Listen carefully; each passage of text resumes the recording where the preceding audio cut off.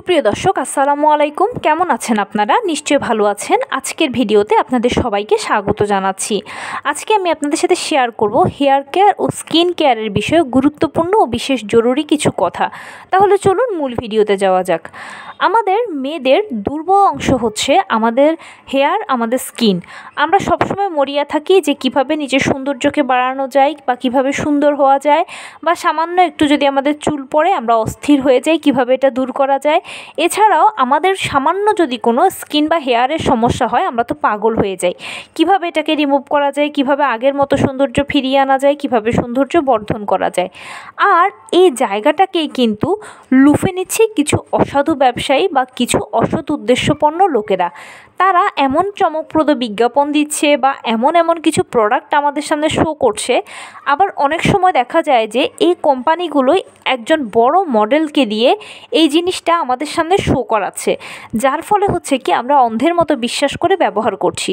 ব্যবহার করে অনেকে ইনস্ট্যান্ট ফলাফল পাওয়ার পরে তো অন্য কেউ আবার বলছে যে এটা ব্যবহার করো, আমি দেখো ইনস্ট্যান্ট ফলাফল পেয়েছি।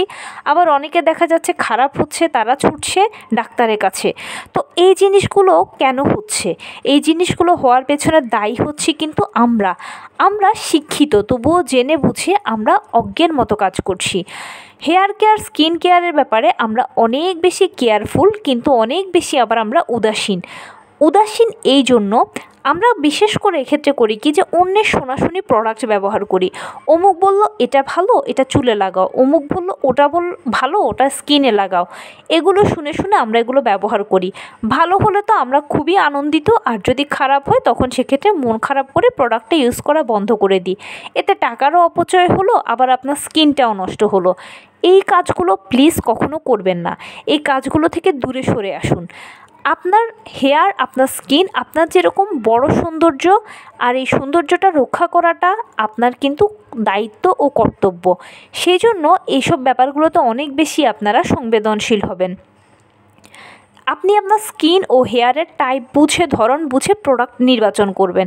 যদি নিজে বুঝতে না পারেন তখন সেক্ষেত্রে প্লিজ একজন ডার্মাটোলজিস্টের শরণাপন্ন হবেন, এবং তার সহায়তায় কিন্তু আপনি প্রোডাক্টটা নির্বাচন করতে পারবেন ইজিলি। আমরা তো ডার্মাটোলজিস্টের ধারে পাশেও যাই না, এবং এটা আমরা শুনতেও নারাজ। কিন্তু নিজের স্কিনকে যদি ভালোবাসেন, হেয়ারকে যদি ভালোবাসেন, তাহলে প্লিজ একজন ভালো ডার্মাটোলজিস্টের কাছে গিয়ে আপনি প্রাইমারি আপনার সমস্যাগুলো নিয়ে আলোচনা করুন। তিনি আপনাকে প্রাথমিকভাবে কিছু প্রোডাক্টের নাম বলবে হয়তো বা তার থেকে আপনি অনেক ইনফরমেশান পাবেন। সেই ইনফরমেশানগুলোর উপরে বেসিস করেও কিন্তু আপনি আপনার জন্য একটা ভালো প্রোডাক্ট ও কিনতে পারবেন বা প্রোডাক্ট ব্যবহার করতে পারবেন। তবে একটা কথা কি জানেন, প্রোডাক্টের দীর্ঘমেয়াদী ব্যবহারেও কিন্তু ক্ষতি আছে। সেই জন্য স্কিন কেয়ার ও হেয়ার কেয়ারে আপনারা যদি প্রাকৃতিক উপাদানগুলোর উপর বেশি নির্ভর করেন, তখন সেক্ষেত্রে হবে কি যে আপনার হেয়ার ও স্কিনের ভালো যত্ন হবে, এবং এগুলো দীর্ঘমেয়াদী ব্যবহারেও কোনো ক্ষতি হবে না। আর এগুলো যেহেতু প্রাকৃতিক, হাতের কাছে থাকবে, সেই জন্য হাতের কাছে থাকা সহজলভ্য উপাদানগুলো দিয়ে সবসময় আপনারা হেয়ার কেয়ার, স্কিন কেয়ার করবেন। আমি একটা এক্সাম্পল দিই। ডাবল ক্লিনজিং এই শব্দটার সঙ্গে আমরা সবাই কম বেশি পরিচিত। এটার বাংলা অর্থ কি? এটার বাংলা অর্থ হচ্ছে যে দুবার স্কিনকে পরিষ্কার করা।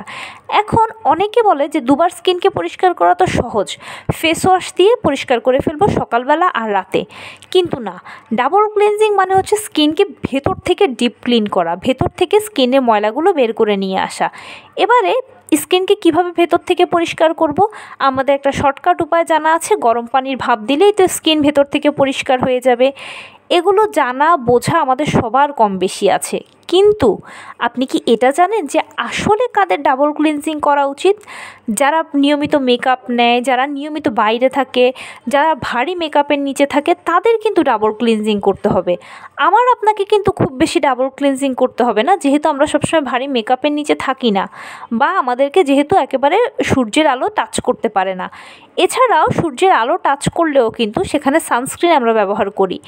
তো এই জিনিসগুলো ছোটোখাটো অনেক কিছু জানার আছে। এগুলো জেনে বুঝে যদি আপনারা হেয়ার কেয়ার, স্কিন কেয়ার করেন, তাহলে স্কিন বা হেয়ারের কোনো ক্ষতি হবে না। আর প্রাকৃতিক উপাদানগুলোর উপর নির্ভরশীল হলে এগুলো দীর্ঘমেয়াদী ব্যবহারে ক্ষতি তো হবেই না, বরঞ্চ আরও ভালো হবে। তাই রিকোয়েস্ট থাকবে, জেনে বুঝে আপনার হেয়ারের টাইপ, স্কিনের টাইপ অনুযায়ী জেনে বুঝে ভালোভাবে খোঁজখবর নিয়ে ভালো প্রোডাক্ট ব্যবহার করবেন।